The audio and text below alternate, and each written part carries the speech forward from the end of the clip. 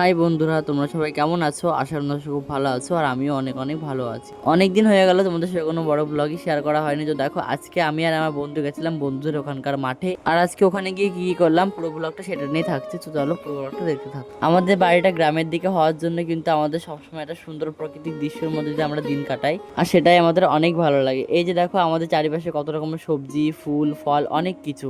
ভিডিওর প্রথমে যে চাল কুমড়া গাছটা দেখালাম, ওটা কিন্তু রাস্তা ধারের একটা আত্মজলা গাছ ছিল। আর এখন দেখো আমরা এসেছি যে পটলের জমিতে, আর এখানে দেখো কত সুন্দর পটল চাষ করা হয়েছে সারি সারি ভাবে। আর এই যে দেখো বন্ধুরা, আমার পিছনে যে কলা গাছটা দেখছো, এটাই বস্তা বাঁধা। আসলে এখানে কি বলতো, এই যে গরু যাওয়া আসা করে, লোকজন যাওয়া আসা করে, সেই কারণে আর কি এখানে কলা ছিল বলে বস্তা দিয়ে কিন্তু ঢাকা রয়েছে, কারণ যে কোনো পশু পাখি এসে ওটা খেয়ে নিতে পারে। রাস্তার পাশের গাছটায় দেখো কত সুন্দর পেঁপো ধরে আছে, আর পাশ দিয়ে কিন্তু ছিল চাল কুমড়ো গাছ, মানে পেঁপো গাছের সঙ্গে লাগানো আর কি। আর এখন দেখো আমরা এসেছি যে পুঁই শাকের জমিতে, আর এখানে এসে তো আমি পুরোপুরি অবাক হয়ে গেছি। দেখো এখানে কত সুন্দর জালি জালি মোটা মোটা পুঁই শাক গাছ আছে। আর এই জমিটা যে কাকুটা, সেই কাকুটা আমাকে বলছিল, কি রে তুই কি আমার পুঁই শাক গাছটা ভাইরাল করেই ছাড়বি? গ্রামে যেদিকেই তাকাবা সবুজ আর সবুজ। এই যে দেখো পটল জমির মাঝখান দিয়ে আত্মজলা কত কুমড়ো গাছ হয়ে আছে।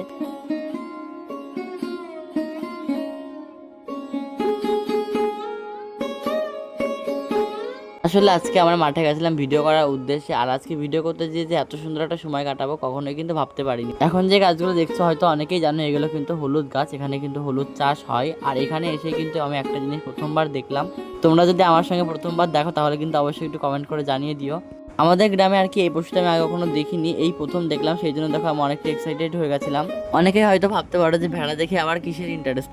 একটা জিনিস বলো তো, জীবনে যদি তুমি প্রথমবার কোনো প্রাণী দেখো তখন কি তোমার আনন্দ হবে না? আর এটা কিন্তু যে সে প্রাণী না, এটা হলো ভেড়া। আর এই ভেড়ার পশমগুলো কিন্তু অনেক দামি একটা জিনিস। এই ভেড়ার লোম থেকে কিন্তু শীতকালে সোয়েটারও তৈরি হয়। আর এখানে দেখো আমি দাঁড়িয়েছিলাম এই ধান ক্ষেতের পাশে, আর এখানে যা সুন্দর হাওয়া দিচ্ছিল বলে বোঝানোর মতো না।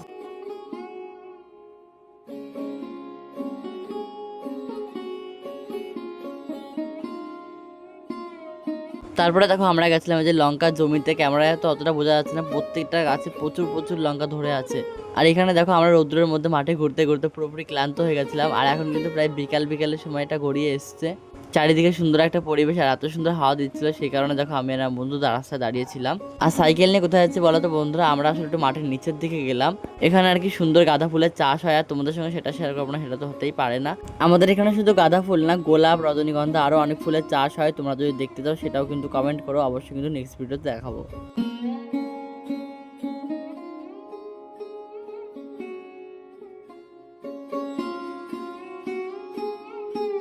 যাই হোক, এখানে দেখো এই যে শীতকালের জন্য সিম গাছ লাগানো হয়ে গেছে। আর আজকের মাঠের ভিডিওটা তোমাদের কেমন লাগলো অবশ্যই কিন্তু কমেন্ট করে জানিও। দেখা হচ্ছে অন্য কোনো ভিডিও, ততক্ষণ সবাই ভালো থাকো, টাটা, বাই বাই।